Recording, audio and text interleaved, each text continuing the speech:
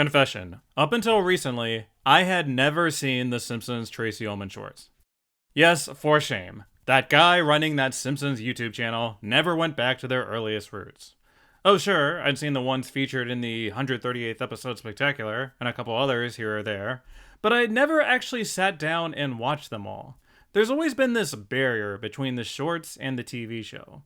They've never been officially released, and the series would actively poke fun at how crude they were. I mean, this is a show where many fans even toss aside Season 1. The shorts may as well live in another dimension. So let's buckle down and look at these things. Figure out what they're all about. How weird were the Tracey Ullman shorts? What did they bring to the Simpsons TV series? And are they worth going back to today? Now, these were made for the Tracey Ullman show as commercial break bumpers. So naturally, they had to be structured as quick little sketches rather than actual stories with a beginning, middle, and end. In the first couple seasons, they'd be broken up into 3 or 4 smaller pieces. They'll set up a premise, like the kids having a burping contest, and then do variations. The kids ignore Marge and do the contest anyway. Bart gets a burp trapped in his mouth, Maggie is burp champion, Homer walks in and belches. They remind me a lot of comic strips in terms of their pacing, like when the Peanuts TV productions would animate their 3-panel gags. Later on, The Simpsons were freed from this format and could do longer single-segment stories. Wow, they can actually do plot beats and build up to a final punchline. What a time to be alive. That's when it really starts resembling the show we know and love. They're more apt to get out of the house and explore the world. As you can see from these horrible screenshots, all the Tracey Ullman shorts have never been officially released. So all these online clips and compilations come from VHS or DVD rips of various airings. Look at that Comedy Central logo in the corner. Many people have uploaded them to YouTube and a couple other places. Unfortunately, they're not on the new and improved Frinkiac, so I'm stuck using these screen grabs. Please pardon how this video looks more terrible than usual. It's frustrating because the ones that did air on The Simpsons have such nice visual fidelity to them, and I wish all the shorts could look as good as this for people to enjoy. Like the Bart bath time short looks great even today, showing off how much the character animation improved. You know, finally going back to these, I thought the animation would bug me. But honestly, I kinda love how they look. I'm not as much into the super duper early style, like their character models in Good Night look all kinds of terrible to me. But a few episodes in, they hit that sweet spot in terms of roughness and recognizability. The spikes on Bart's hair aren't quite as polished and uniform as the later series. Lisa is less starfishy and almost has a slick-backed look to her occasionally. Marge's hair is less of a vertical stack, and she often has a harsh, lizardy overbite going on. Very Moe-esque. Then we have Homer, with his hair extending on the back of his head, and how his weight and head shape fluctuate as they figure out his proportions.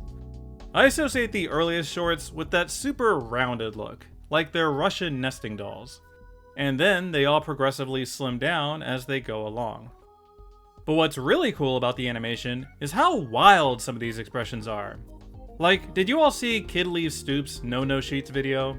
They break all these rules. And not just break them, they totally demolish them, veering closer to Looney Tunes territory. Look at Maggie chomping on Bart's leg here. Look at Homer's expression right here, or some of these various Bart injury faces. This is probably sacrilege, but I think I prefer the rough animation of the shorts than the first revision of Season 1. Or at least the later era shorts. Season 1 has that uncanny valley feel, where the models are off just enough to bug me. Whereas here, we get to embrace the rawness of the art style. There's always something odd or unexpected that catches your eye. If you're sick of the super polished and stiff animations of HD Simpsons, I recommend going back to these. As a whole, they don't look as bad as the series wants you to believe. Okay, maybe not the backgrounds. Those are extremely rough. Like, I have no idea what's going on with the Simpsons house, with its hallways upon hallways upon hallways. Here's where the chaotic architecture of 742 Evergreen Terrace truly began. If this is 742 Evergreen Terrace. Actually, a bunch of those smaller elements that we take for granted got their start in the Tracey Ullman shorts. many of which I've done videos about. Why is the interior of their house pink? Because that's how it was designed during the shorts. I guess they thought that pink contrasted well with their yellow skin, and they kept it. Why is Homer's car pink? Again, because that's the color they chose in the Tracey Ullman shorts. It was the late 80s, everything was pink back then. Honestly, thank God this boulder didn't crush their car, otherwise my whole pink car death count would be off.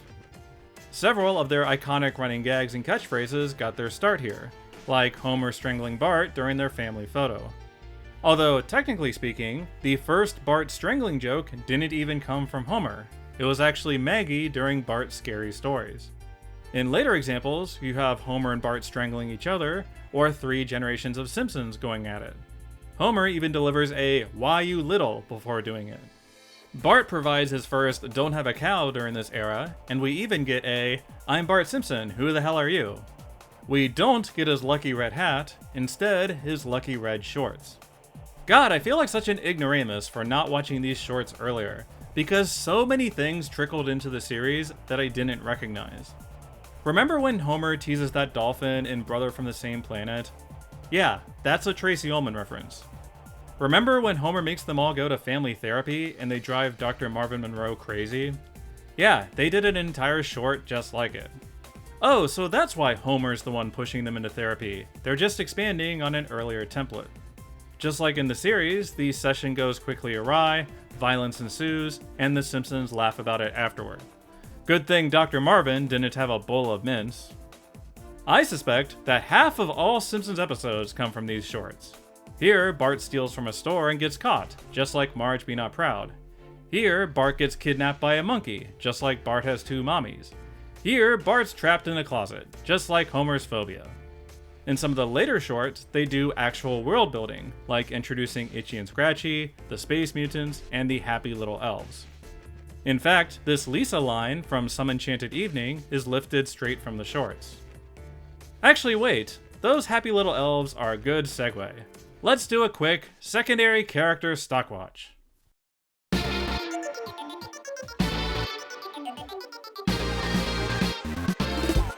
The Tracey Ullman shorts feature a vast array of secondary characters, many of which became fan favorites later on. These include Chief Wiggum, Snake, Apu, Eddie and Lou, Kent Brockman, Krusty the Clown, and Grandpa. Wait a minute, these last 2 look familiar. Okay, so all these randos also got banished to the Shadow Realm, just like the Homer's Odyssey extras. I do think this reporter guy made it to season 1, he looks familiar. I heard the real story behind that ice cream guy, Mr. Chupo, is that he got fired after demanding too much money, so the producers replaced him with the Candy Most Dandy guy, who then demanded too much money after the success of season 1. And that's why we don't have an ice cream man anymore. I think it's funny that the 130th episode spectacular did provide a fun fact about Grandpa and Krusty debuting in the shorts. The drawings are bullshit, but Troy is telling the truth. In fact, I'm kind of impressed by how fully formed Grandpa's design is, bolo tie and all. With his boring, long-winded stories and him getting on Homer's case, this is the Grandpa we know and love. He is easily the biggest winner of the shorts, appearing in 2 separate occasions. Krusty is pretty good too. They do hit upon him being sort of incompetent under the makeup and can't keep the kids under control. Bart taking over the mic reminds me a lot of the end of Krusty Gets Busted. I do feel like we're being gaslighted by Matt Groening, who would tell the story of how the original concept was that Homer was secretly Krusty. But in his one appearance, it seems pretty clear that that's impossible, right? I feel so lied to. Maybe this was the initial idea, but it's clear that by the time they actually added Krusty to the show, they pivoted to the more symbolic parallel of Bart worshipping someone who looks like his father. Speaking of which, let's take a look at Bart. He's arguably the main character of the shorts, so his characterization is extremely important in driving the action. They'll do shorts where he's skateboarding, stealing cookies, or getting a haircut. You definitely see the Dennis the Menace influence in how, right out the gate, he's making trouble for Homer and Marge. However, somewhat surprisingly, Bart was more beleaguered than his later incarnation. They do entire shorts with the sole purpose of kicking him around as much as possible. Here, Homer keeps making Bart jump off this table, getting him hurt in the process. Here, Homer keeps making Bart catch the football, getting him hurt in various ways. Here, Homer's forcing Bart to eat his disgusting food. When playing with his sisters, Bart will get his head stuck in a vase, and Maggie will send him tumbling down the stairs. Or Lisa keeps taunting him when building a house of cards. I'm not saying the Tracey Ullman shorts were all about bullying Bart, it's just the dynamic is more balanced than the later series, that would let him get away with stuff. Here, Bart's not getting away with anything. They'll emphasize how bratty and mischievous he is, with a strong emphasis on him getting a comeuppance. Kind of a you just can't win mentality. You do see a shift midway through, like when they go to the aquarium or when he stops a robbery. These are more showing off what a scamp he is and reveling in his chaos. We certainly shouldn't give Lisa and Maggie short shrift in this regard though. I would argue that these two are the most interesting things about the shorts in terms of characterization. This Lisa is way more bratty than her later self. She's basically the diet version of Bart in terms of troublemaking. Like, look at how increasingly unhinged she becomes when arguing over the TV. She's right there making faces with him and having a burping contest. Here they are insisting they're pagans and running wild. Lisa's still shown to be more conscientious than Bart, enjoying the ballet and whatnot. She straight up calls him a sexist pig in one episode. But these two play much more as partners in crime or equal rivals. In what world is Lisa messing with a historical vase during a museum trip? Personally, I've always preferred Lisa written with more edge and snark, so I really enjoyed this version. As for Maggie, she's basically the winner. The point of view of the shorts is that Maggie rules. She will do what she wants and will always come out on top. So many of these shorts end with a cute little moment where things go in her favor. It's like, Maggie wins, Maggie wins, Maggie wins, Maggie wins. Just call her DJ Khaled, because all she does is win. She even gets a special two-parter where she braves a waterfall to get her ball back. Personally, I think it's really cool that Maggie is treated as an equal to Bart and Lisa in these shorts. The series tends to treat her like a prop, maybe give her one quick joke per episode. These shorts really got her involved and wrote special parts for her. The Lisa-Maggie team-ups in particular are very fun, and makes me sad that they're not much of a thing in the series. Naturally, Homer fell into more of the stern authority figure role, whose job was to get on the kid's case and get mad at whatever is happening. The POV of the shorts was much more kid-focused, like a Nickelodeon show. They're not going to do Homer at work or Homer with Marge scenes to get his perspective. In fact, the very first short is kind of an outlier in this respect.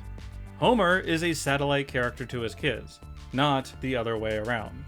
So this Homer tended to be harsher and more demanding than later incarnations. That said, this is the Frosty Chocolate Milkshakes guy, so Captain Wacky definitely showed up too, emphasizing this bumbling oaf. Bart only gets hurt here because Homer keeps getting distracted. He tricks Homer into eating a sandwich full of worms. He keeps messing up this family photo.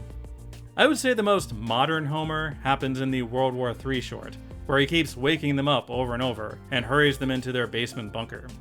It hits that perfect trifecta of Homer being demanding, clueless, and getting his comeuppance. This Marge line sounds exactly like the later series. Marge is definitely the most basic of the core family, only getting simple domestic setups or roles where she gets on the kids' cases. There's a lot of functional overlap with Homer, except with fewer wacky spotlights. Boy, that Marge sure loves to knit. They will throw her a bone occasionally, like that earlier example locking Homer in the basement, or when she joins the kid with the punching bag. There is a small spark in there, but mostly, Marge is super boring in these early days. I do like how in one of the shorts, we get the incredibly rare Marge Twistermouth. She does like 3 in a row right here, it's kind of amazing. Maybe I'm totally wrong here, but I think Marge is the only other character other than Bart to do Twistermouth. Clearly, he got it from her. I do think some of the appeal of going back to the old Tracey Ullman shorts is the freak show aspect of seeing a pop culture juggernaut's unpolished efforts. It's fun to gawk at all the Twistermouth and grotesque expressions. Oh, these are the Simpsons' humble beginnings when they didn't know what they were doing. How adorable. It feels like a glimpse into a whole other universe, where maybe the Simpsons series didn't get picked up, or it didn't evolve in the same way. Maybe there's an alternate universe out there where they were like the Charlie Brown and Snoopy show and kept littering these 3-panel gags throughout their episodes. I mean, we saw them do it once in the front. It's really fun seeing them in a totally different format. The jokes aren't as strong as the ones in the later series, but there is a different comedic sensibility to an animated short. I asked at the beginning whether the Tracey Ullman shorts really matter in 2026, whether they are worth going back to. Honestly, after watching them, I think they're essential viewing, and I feel like I'm bad at my job for not bothering with them before. I want to go back and rewrite the Season 1 retrospective, because the first season didn't just pop up out of nowhere. A great deal of effort had been put in for years by the writers and storyboarders, as well as the animators at Klasky Csupo. You can definitely track them figuring out who these characters are. The extremely bratty Lisa at the beginning turns into the bratty but smart Lisa by the end. The character model consistency improves dramatically, and they try out more ambitious concepts. Watching these feel like watching a YouTuber's oldest videos, where maybe they were working in a different genre or were messing around with some software. It's good to have a record of where someone came from creatively, and I love that this is The Simpsons' weird beginnings. It's almost inspirational. Like, you could make something cool like The Simpsons someday. You just gotta work through that Tracey Ullman show phase where you're figuring out what you're doing. Maybe you gotta find your Sam Simon to help you out. I think it's a damn shame that these have never been released officially, that Disney won't write a check to secure whatever licensing or royalties are needed to put these on Disney+. I can just imagine a shorts drop-down or a collection for new viewers to enjoy and appreciate. I guess the economics just don't work, or Disney's being cheap. I don't know. They're still around online so people can see them, but this is animation history, and they are worth preserving and restoring. So please, don't be like me and keep forgetting they exist. Go get a Frosty Chocolate Milkshake and check out the Simpsons Tracey Ullman shorts. They are an hour well spent.